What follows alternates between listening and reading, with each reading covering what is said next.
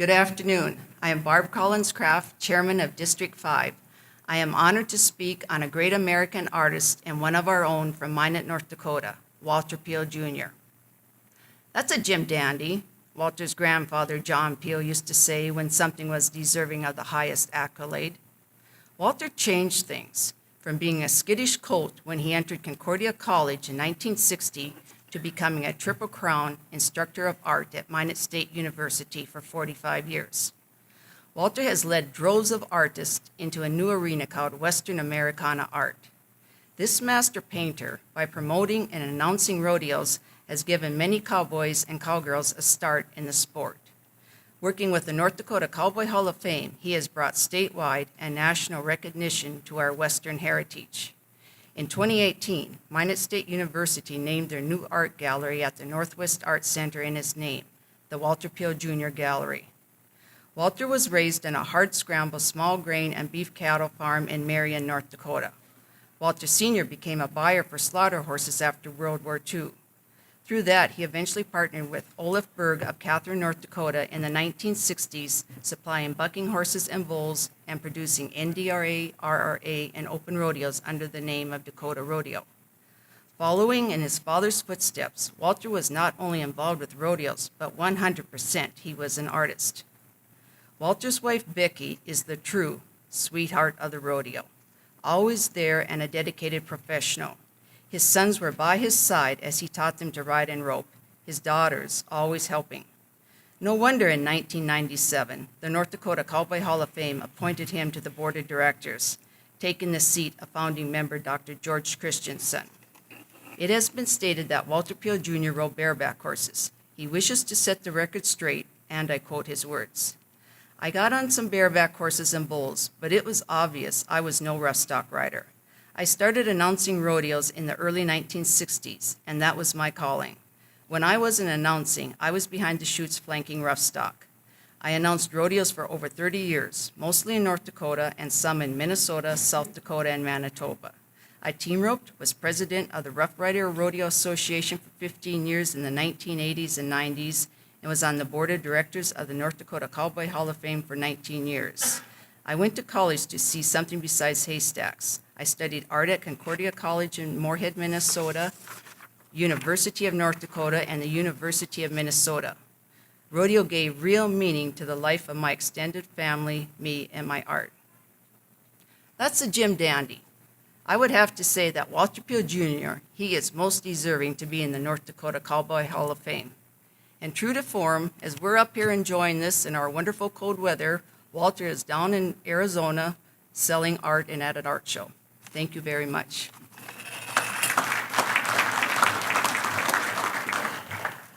Good afternoon. My name is Claudia Berg, and I'm here to talk about Walter Piehl's art.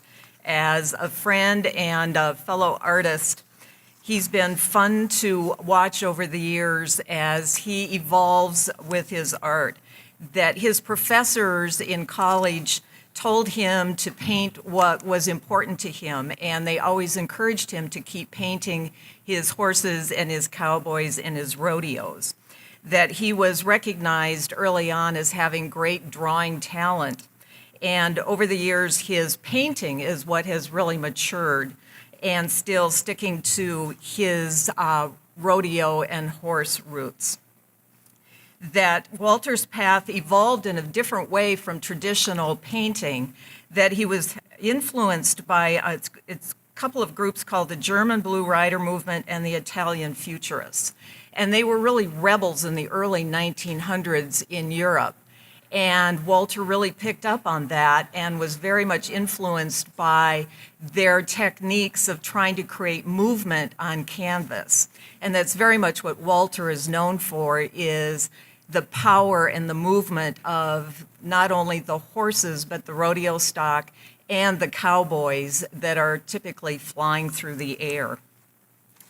That his personal experience comes from all his years of rodeoing,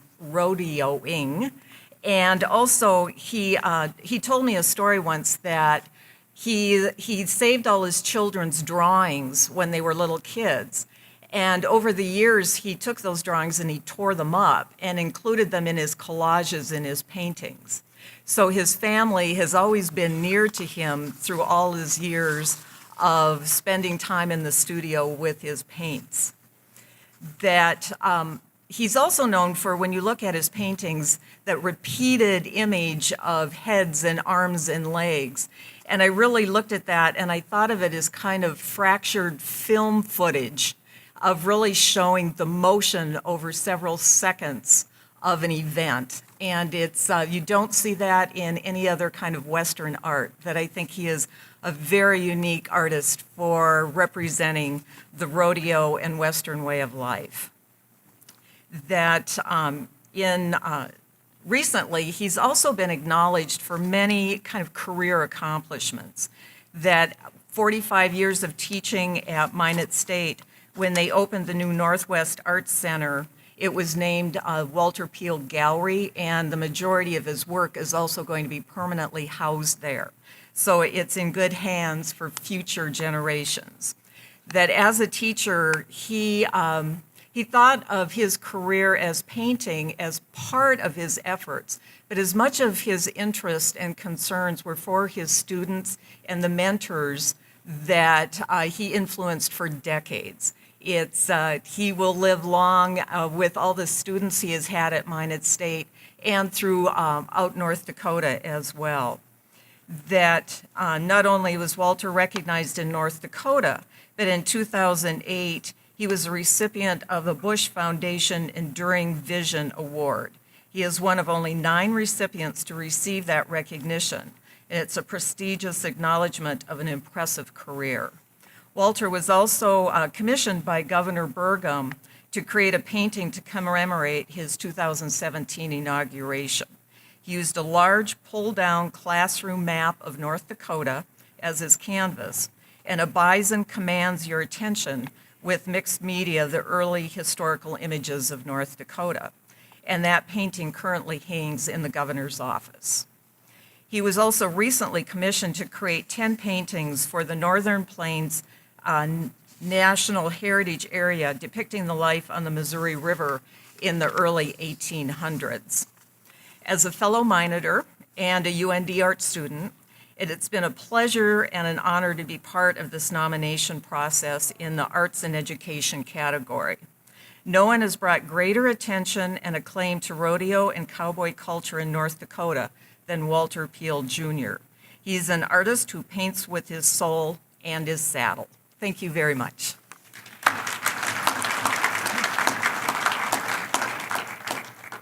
My name is Rex Cook. I served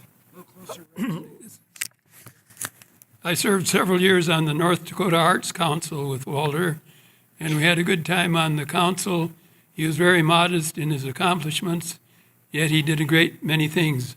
The speaker before me took some of the things I was going to tell about his national recognition, but he's a recognized artist all over the United States, and he's a great friend and a good man. I hope you vote for him. Thank you.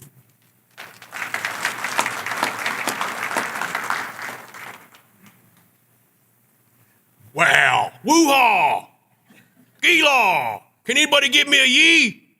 Yee. Anybody give me a yee? Yee. Thank you. Say my dad's down in Arizona. He wishes he could be here, but I know he would like to thank you all and to thank the Hall of Fame. Dedicated many years to this organization and Rough Rider Rodeo. You know, he always wanted to be a rodeo cowboy. He wasn't much of a bareback rider at all, although he did get on his last bareback horse when he was 50 years old. Hadn't been on one probably in 30 years.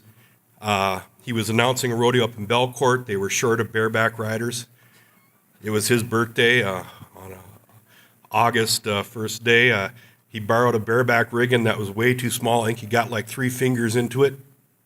And he always blamed that the flank man, Rod Anderson, for using a hot shot on that horse. And about a jump and a half, and it flipped him out the back door and landed flat on his back. And I'm not sure if he finished the announcing that day. But again, Congratulations, everybody. I used to travel with Ray Earhart's son Shane. Loved Ray, great man. Daryl Hermanson got on many of our bulls, and my dad always admired him as a bull rider. And I wanted to finish by saying I knew many good bronc riders in North Dakota. I learned a lot from many good bronc riders in North Dakota. But that Rocky Kukla was a teacher. And he taught me more about getting on broncs than I think probably anybody. And it's an awful tough field. Thank you all. I hope you all have a good evening and see you tonight.